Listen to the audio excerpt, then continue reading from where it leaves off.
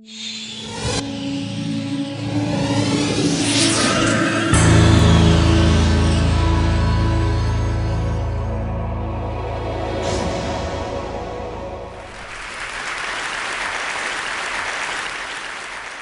still remember the day in school when our teacher told us that the world population had become 3 billion people.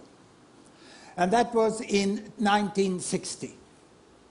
And I'm going to talk now how world population has changed from that year and into the future.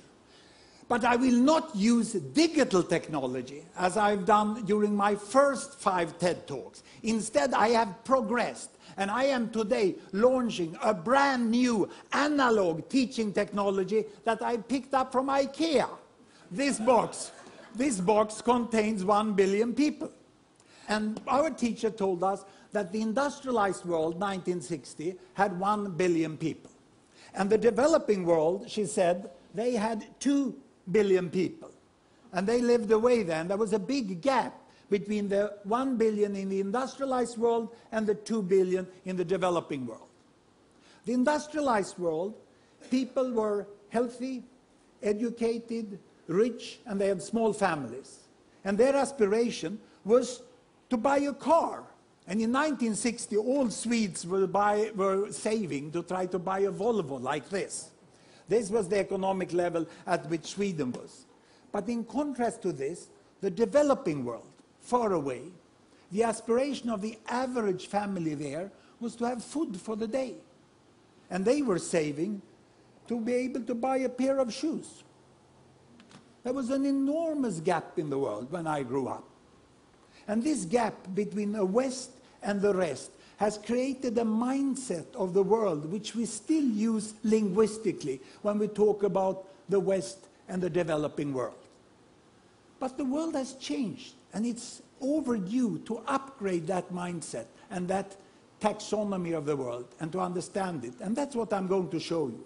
Because since 1960, what has happened in the world up to 2010 is that a staggering 4 billion people have been added to the world population. Just look how many.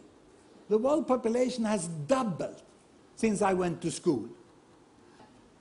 And of course there has been economic growth in the West. A lot of companies have happened to grow the economy, so the Western population moved over to here. And now their aspiration is not only to have a car, now they want to have a holiday on a very remote destination and they want to fly. So this is where they are today. And the most successful of the developing countries here, they have moved on, you know, and they have become emerging economies, we call them. And they are now buying cars. And what happened a month ago was that the Chinese company Geely, they acquired the Volvo company. And then finally the Swedes understood that something big had happened in the world. You know? So there they are. And the tragedy is that the 2 billion over here that is struggling for food and shoes, they are still almost as poor as they were 50 years ago.